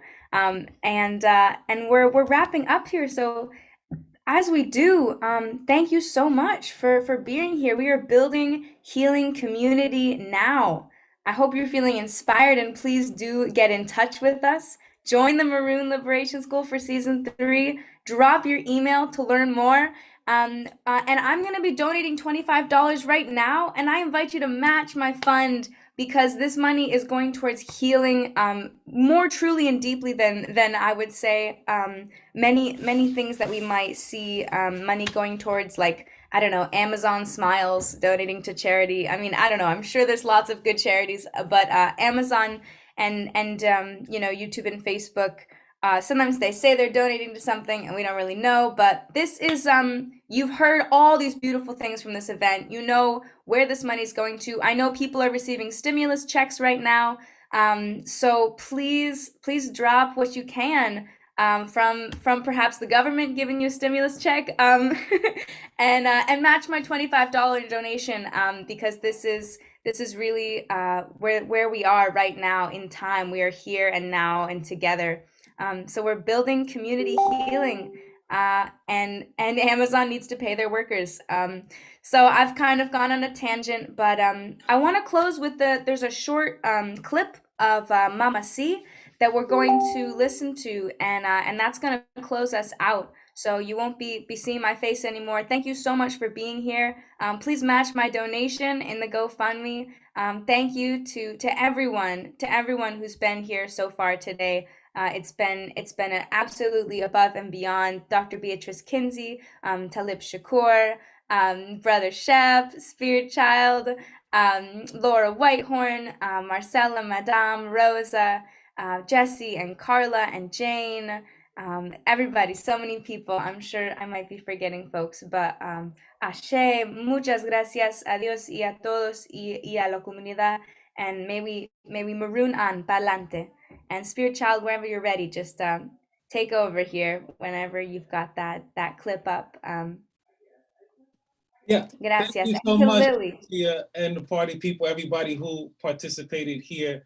I do, before I show that clip, want to share with you all just something briefly.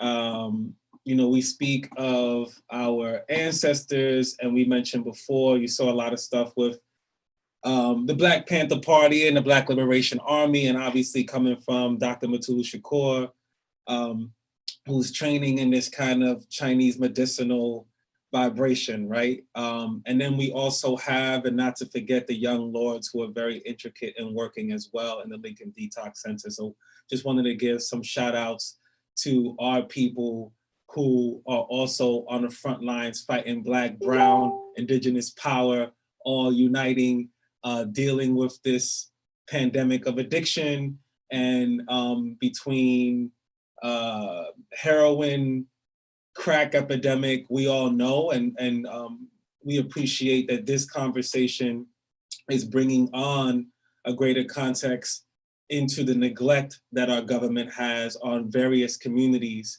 and that hopefully this community that was really specifically designed to kind of educate or inform or build solidarity in some way between the Black, Brown, Indigenous, white, focusing in Vermont, specifically Brattleboro. So we put our arms, our extension to you all. We've been having conversations with people just to remind everyone who's out there, because I know sometimes we get into these platforms and we think that all of us are like-minded, and not necessarily so. For anybody who is out here who doesn't know, all the principles of our revolutionary struggles and formation that we are speaking of is guided by the #1 principle of love. It is love for our communities that we have these platforms. It is love, the reason why we resist, the reason why we exist, and the reason why sometimes it gets a little crazy and hectic, because they have crazy and hectic tactics towards us and we have to respond accordingly. So when you see things like militant images or views of the Black Panther Party and the Black Liberation Army, do not be afraid.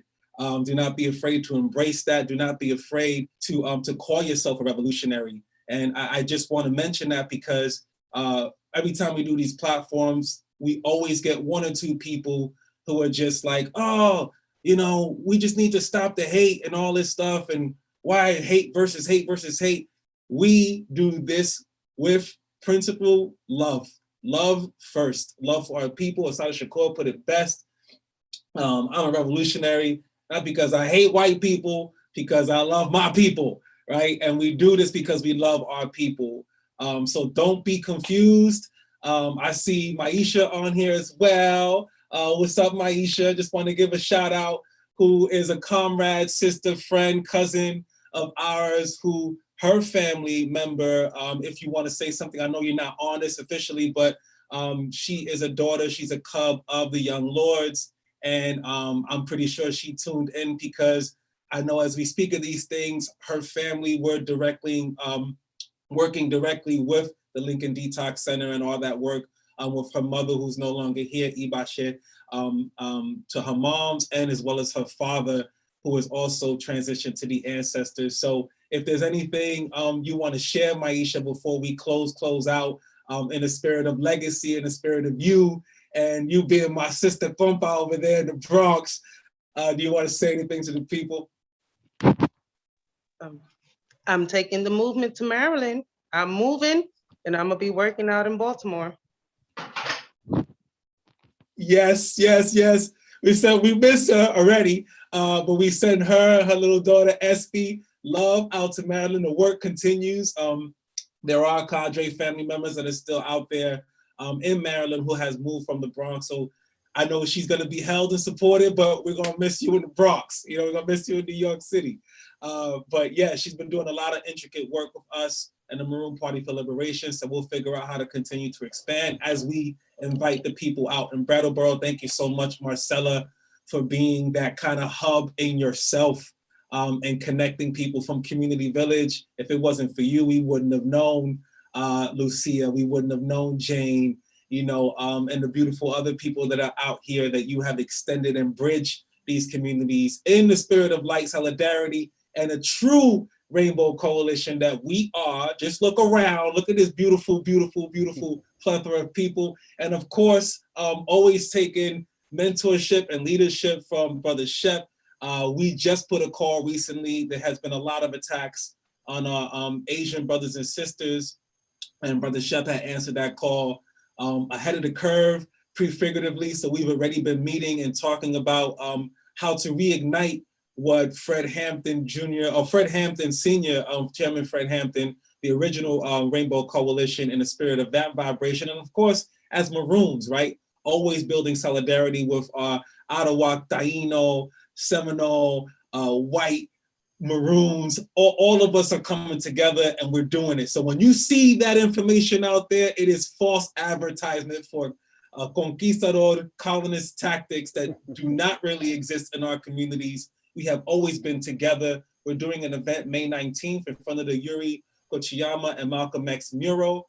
If you're in New York City, and we're asking people throughout this nation to really get on board with how to build solidarity, but in a working praxis with all of the rainbow of ethnicities that we are, the beautiful revolutionaries that you are, Maroons that you are. Brother Shep, is there something you want to say before I get to this last video? Yeah, real easy too, because you actually opened up for me. You got one mind for sure. I just wanted to say that today, when we did the feeding, we actually called, this relates to what you were saying before about, you know, Panthers being, you know, rigid and, you know, soldiers and all that other, you know, stuff like that. But we called a security detail today to make sure that the people were safe on the line. We have a very large population of mostly elder Asians, women mostly, that come and get fed every Saturday. And so we talked about making sure we had, you know, people to translate. But the security that was there, you could see, and I heard afterwards, you know, the expressions on people's face, they felt safe. And being safe is about love too. You know, people look at security and all of that, and they say, oh, you know, these rigid people, you know, they're all like acting like cops and everything. No, it's about protecting the people, about making them feel safe. And you can see in their eyes, and a couple of them spoke to me really for close to the first time. Usually we'd be talking about not jumping up on the line and this and that and the other, but they appreciate it. They said, we really appreciate, you know, you having all that. And first they said, wow, you got backup today, you know, because we had caught on the Zulu Warriors and some folks from Brooklyn to come in. And so they saw Black and brown people protecting them. And that's one of the things we discussed at our meetings. We're going to begin to go to Chinatown and start working, you know, with the elders, you know, in particular, and just showing that solidarity that Yuri and Malcolm showed us together. That's a lot of history that you're all going to learn too as we move forward. But we need to always do that, show that solidarity between Black, brown, Asian, Native, Indigenous, you know, all of that, because we all are one, but we have to be one with principle, revolutionary thoughts, and try to ignore those opportunists that are out there now. I know we see Sharpton and them talking about they love Asians and we got to stop the violence. You know, what's the idiot, the mayor, what's his name again? I always keep thinking it's Biagio, but it's not. Bluebird, they all got names with a B for some reason. But they're all saying that, like, oh, we got to stop it. Even the president of this country is talking about it. But it's going to be a fad for them. They're going to step away in a little while, and it's going to be just the same thing. But we're building from the ground up and making it concrete. So people that want to get down and join us, again, come out on May 19th. We'll have a whole program already done and tested with examples of how to do that. Or if you really want to, you can get in touch with us now. If you want to get on board. So I just wanted to put that out there, because the People's Church, that's our hub, for all revolutionary survival programs. Peace. Thank you, everyone, for coming. And I'm going to throw my email once again in there. If you're not on the list, get on the list, and you'll find out all the things that we're doing. Palante, all power to the people.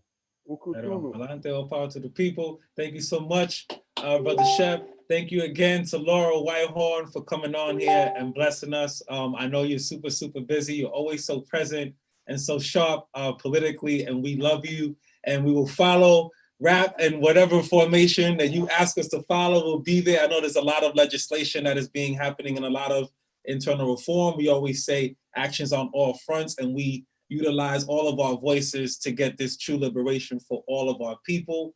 I know Community Village gathers as well. So there are upcoming things that are happening for people to bridge and to meet and to build in communion. We were privileged to go out there with our children to Community Village out a few years ago. And those are amazing ceremonial and human practices to remind us who our beings are, like who we truly are. So thank you for holding that space. I'm sorry, one quick thing. You just go ahead. I'm sorry. Everybody's jumping on Cuomo about his little extracurricular activities. He needs to sign the bill that's out there right now to get rid of solitary confinement in New York State. The legislators have already done it. Both sides have done it. All he got to do is sign it, and it's gone. We have to get rid of solitary confinement. So if you want to get on his case, tell him to sign that bill and get that done. Thank you for that. And thank you, Madame, for all the organizing work, who's been with us for a really long time, even prior to this school, and taking the Maroon Party for Liberation, the Liberation School, out in LA. Thank you, Carla, for bringing it out in Chicago. We got people everywhere. I know Lucia's going back and forth between her places. I'm not going to shout out where she is now, but we thank you for, even while you're traveling and even where you are, still bringing this liberation to where it needs to be. Thank you so much, Jane. Y'all putting all this work in for this amazing event. And thank you for all the people who have joined and watched, and all of our Liberation School people who are out there. Jesse, we see you. Brad, thank you for the video and the music. Yes, love the Fred Ho vibrations as always. And everyone else, Remedy Ann, who's out there as well watching. We love you for making this happen. Doreen, who's holding down the chat. This school could not happen without the dozens of people that are organizing behind the scenes, as you don't see. And we appreciate y'all for taking this time to be with us on a Saturday. And we're gonna vibe with our people. We're gonna do it. We're gonna vibe out. I think Sister Mama C. All right, we're gonna vibe out with Mama C. Beautiful vibrations. Still in the spirit of revolutionary matriarchal maroon love. It is Women's Month. It is Women's Year. It is 2021, the year to free all political prisoners. We got to flip this patriarchy. We're doing this step by step. So all power to the people. Freedom all to the people. And maroon on.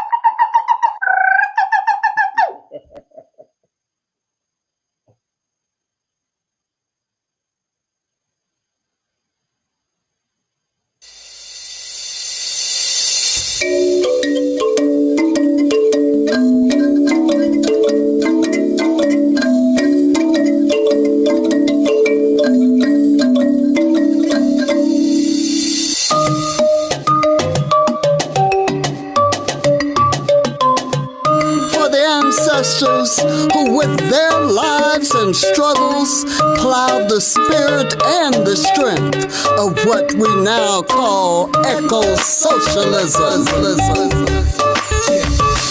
Masimulizi yake story zimetukata mori, kufungwa kwa minyororo eti ndo mwanzo wa safari. Safari ya my story sio story, ni story za ukoloni zinazonipicha mimi, zinazonificha chini nisiamini. Ule uwezo na ujuzi kabla karne 20, mama kushi simthamini. Asili kasukumwa nyuma kwa siri shuleni, mazingira yaliyozinga nikisanga kuyapinga. Nani atatukinga atatuchunga, tumetusi wakunga kwa kubuya na kudunga. Mifumo imetufunga na huu moja umetutenga, kama karata mezani inabidi upya kujichanga. Afrika to diaspora turudi mezani kuja panga, kabla huyu kipanga kuja kupita na vifaranga.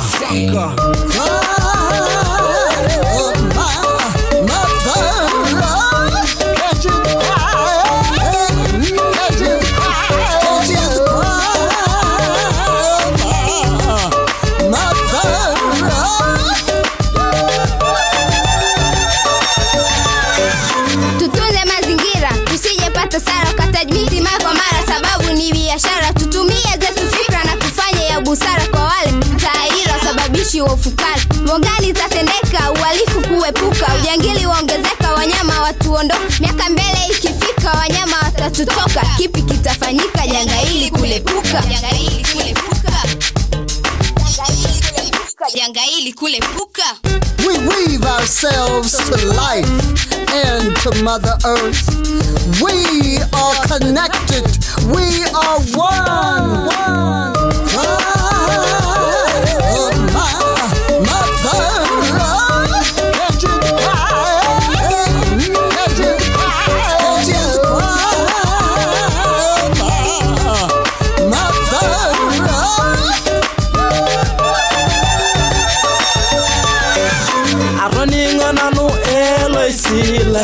Africa Eloy Sila Eloy Sila Aroningo nanu Eloy Sila Olosho Eloy Sila Eloy Sila Africa Eloy Sila Olosho Eloy Sila Dadola Jiji Eloy Sila Africa Eloy Sila Africa Taron Olosho Ay bongara bokin Aronyor inkihwa Aronyor bokin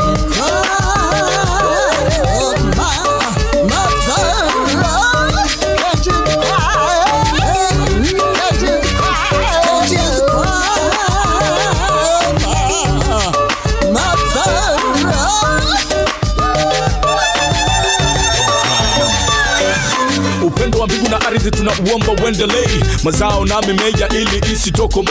Karimu wako Mwenyezi Mungu ulitutaka tukutegemee, watu wote na vitu vyote kila kitu kikunyoshe. Imani na thawabu zetu kwako utuongoze, hekima na huzima, fikra za umaskini wa dhambi na utumwa wa akili utukombolee. Rutuba ya mashamba duniani haswa Afrika utugombee, maana watu tunauona kugombea urithi utusamee. Kwa yote tunaoyafanya bila kujua utuepushie, wazee wa zamani walidumu mashambani kwa mbegu za kuhifadhi, sio kwa mbegu za madukani. Tujali uwasili tu kwa Mungu maishani, kama tusishindane na Mungu kwani miujiza yake inashuhudika hadharani. Yeah.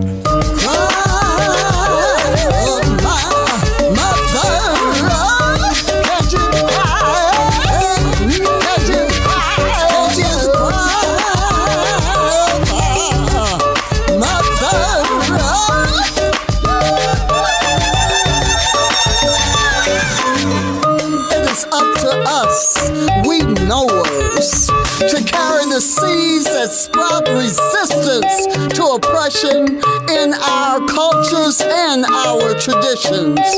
We are the seeds that sprout food and water justice, social justice, environmental justice, community empowerment, and international solidarity. Tuco Pamoja, estamos conectados, somos uno. Let's make her smile.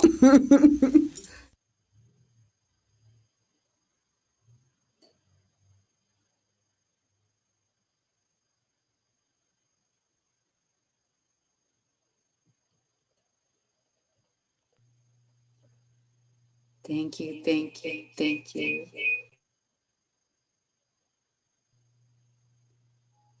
And Marcella challenged us with a vision. to surpass 684, I believe, and we surpassed it. Thank you for the vision. Thank you for the push. Thank you, everybody. With your support and love, we get to continue these programs in different places, on Zooms, throughout, so that we are always honoring our elders and always honoring our youth by providing them with a better world. We are prefiguring a better world together. Thank you so, so much. Thank you to the North. Thank you to everyone here. North, south, east, west.